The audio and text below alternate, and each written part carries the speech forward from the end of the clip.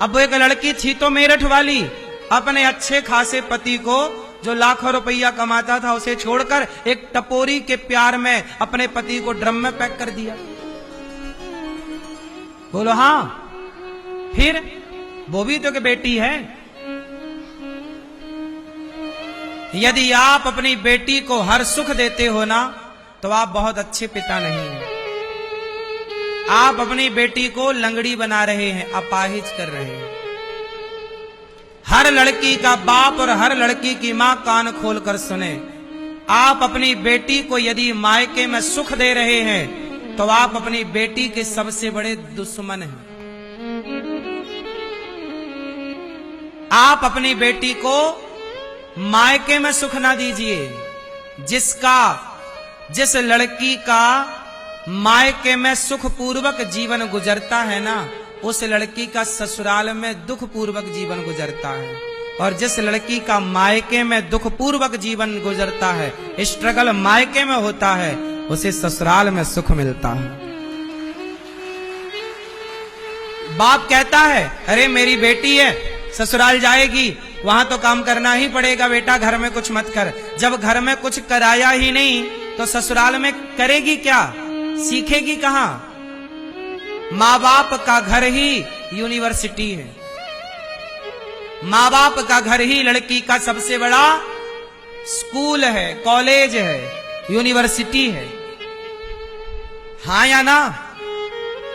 यदि हर बाप अपनी बेटी को मजबूत बनाए तो तुम्हारे घर जो बहुएं आएंगी ना, फिर वो बहुएं भी मजबूत संस्कारी आएंगी, क्योंकि बेटी ही तो बहू बनेगी।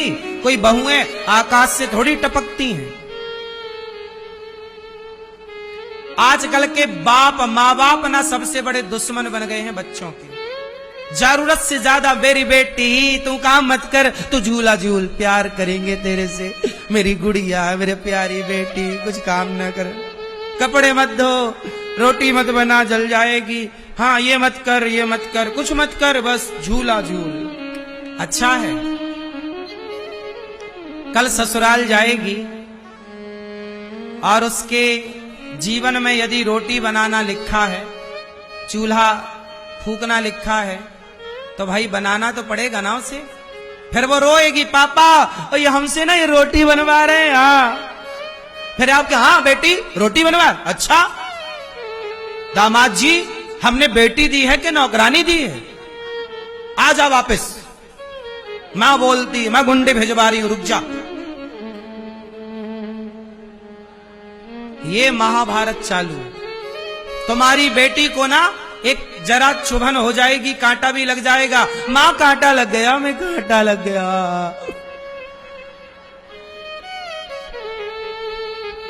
वो रोटी की ना भाप लग गई, उंगली जल गई, और बना लो जूजू। ऐसे ही तुम्हारी बहू होगी, जरा जरा बातों को वो अपने माँ बाप को फोन लगा लगा के बताएगी। तुम्हें शर्म भी नहीं आती? बेटी तुम्हें फोन लगा के बात करती है, दिन भर अपना दुख बताती है, थोड़ा मजबूत बनाती ना मेरी माँ कि बेटा ये सब सहना पड़ता है, बर्दाश्त करना पड़ता है। फिर कोई घर ना चलेगा, क्योंकि बेटियां आजकल बड़ी लापरवाह हो रही हैं। सबको सुख चाहिए। आजकल लड़कियां कहती हैं हम बहू हैं, कोई नौकरानी थोड़ी है। दिल्ली की एक सच्ची घटना बोल रहा हूं। एक बहुत बड़े बाप की बेटी का ब्याह हुआ, सच्ची घटना। आप समझना कि देखो आज हमारा स्तर कितना गिर गया है आज के युग में।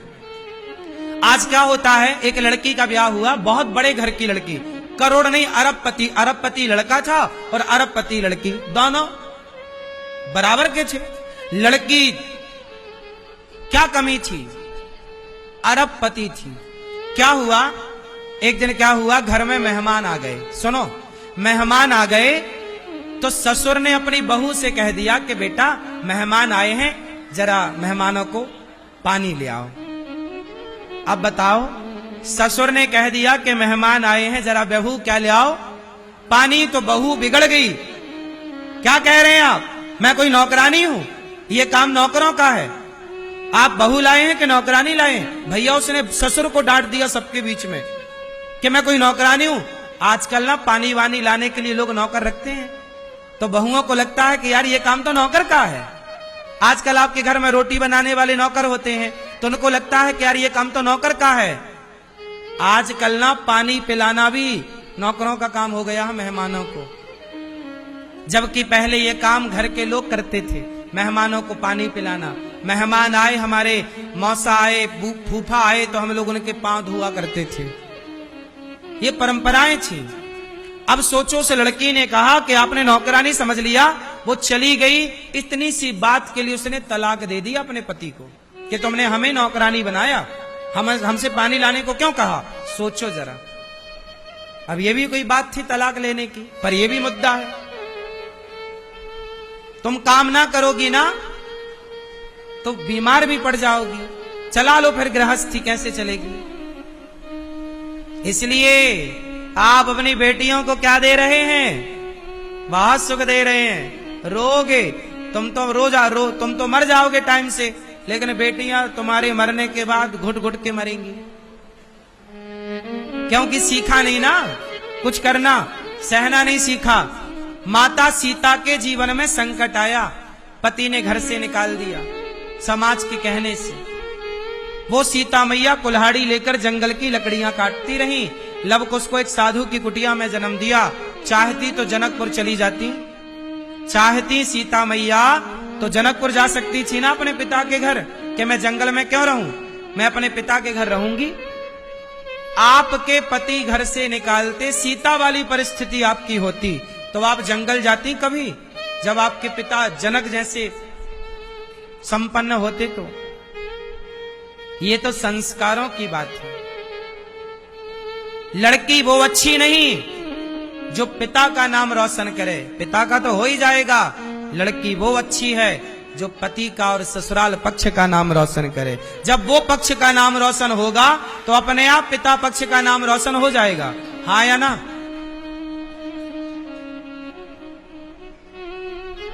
इसलिए आजकल ना अच्छी ब्रांडेड बहुएं मिलना कम हो गई हैं, सब चाइना मॉडल मिल रही हैं। अब ब्रांडेड बहुएं नहीं मिलती, ज्यादा मिलती हैं क्यों भैया, चाइना मॉडल कब बिगड़ जाए भरोसा नहीं, वो बिगड़ जाए सुधरती भी नहीं है, फिर सब चाइना मॉडल है, हाँ या ना। तो आप अपनी बेटी को ना थोड़ा ब्रांडेड बनाना, संस्कार वंस्कार देकर ठीक ठीक से।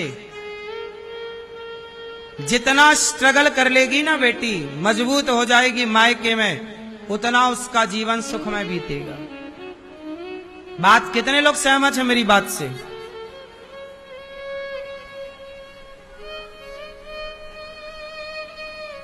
लड़कियों को ना कुछ पता नहीं होता। आजकल तो लड़कियों को 16-17 साल में प्यार हो रहा है। इन्हें नहीं पता, इनको ये तक नहीं पता कि हमारे लिए क्या सही है और हमारे लिए क्या। और बनी बड़ी पढ़ी लिखी है जी, मैं खुद अपना निर्णय ले सकती हूं, आता जाता कुछ नहीं है। 2 कौड़ी के लड़के से प्यार कर लेती है, बोलो हाँ। अब एक लड़की थी तो मेरठ वाली, अपने अच्छे खासे पति को जो लाखों रुपया कमाता था उसे छोड़कर एक टपोरी के प्यार में अपने पति को ड्रम में पैक कर दिया, बोलो हाँ। फिर वो भी तो कि बेटी है, क्यों ऐसा हुआ।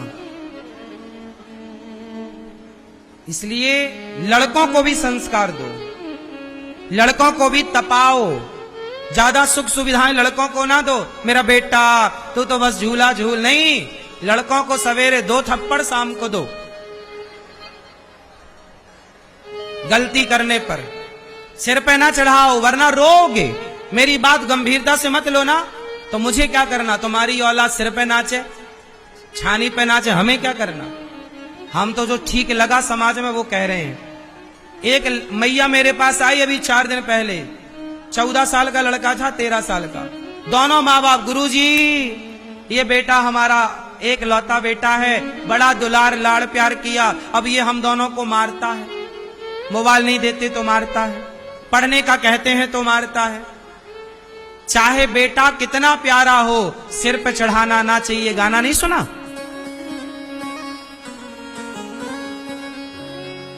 लड़कों को थोड़ा 2-4 थप्पड़ मारते रहो ताकि उनको अभ्यास रहे पिटने का, वरना कभी गलती करेंगे और तुम एक थप्पड़ मार दोगे ना तो वो लड़के गलत कदम उठा लेंगे कि बाप ने मार दिया।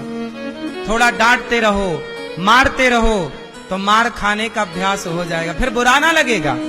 उसको लगेगा यार मेरा बाप है, चलो मारता है, कोई बात नहीं, मैं गलती करता हूं तो मारता। अच्छा तुम कभी ना मारो बेटे को और फिर एक बार मारो तो वो बड़ा बुरा लगेगा। पर बचपन से आप मारते आए हैं, थोड़ा गलती पर थोड़ा थोड़ा, जब बड़े हो जाएंगे तो फिर मार ही नहीं सकते आप, फिर वही पकड़ के तुम्हें 4 जमा देगा।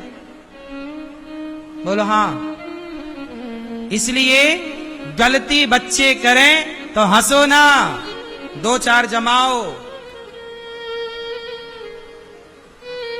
कुम्हार घड़ा बनाता है, घड़े को मारना पड़ता है, थापक देनी पड़ती है, थाप, नहीं तो घड़ा नहीं बने। सुनार सोना से आभूषण बनाता है, बिना पिटे सोना आभूषण नहीं बनता, बिना पिटे तलवार नहीं बनती, तो बिना पिटे तुम्हारे बच्चे अच्छे इंसान कैसे बन जाएंगे? थोड़ा तो दंड। पालयेत पंचवर्षाणि, शास्त्र आज्ञा करता है। हम ये नहीं कहते कि मारते ही रहो, हम ये कहते हैं कि बच्चे गलती करें थोड़ा दंड देना जरूरी है, थोड़ा सा, ताकि बच्चों को ये रहे कि यदि हम गलती करेंगे हमें मार पड़ेगी। भय होना बहुत जरूरी। क्यों, बात सही है कि गलत है? भय बिनु होई न प्रीत, विनय न मानत जलधि गड़ जड़ गए 3 दिन बीत, बोले राम सकोप तब भय बिनु होई न प्रीत। राम जी समुद्र के आगे हाथ जोड़े खड़े रहे, समुद्र भैया रास्ता दे दो, काहे को रास्ता दे? तब राम जी ने निकाला धनुष बाण, अब देगा, थर थर थर थर थर थर कांपता हुआ समुद्र आ गया। अरे भैया एक काम करो, हम समुद्र बोले हम रास्ता दे रहे, क्या करोगे? देखो ऐसे ही होता है, प्यार से समझाते रहे, वो छाती पे चढ़ रहा था और धनुष बाण निकाले तो ठिकाने आ गया। बोलो हाँ। कुछ लोग बातों से नहीं मानते, लातों से ही मानते हैं।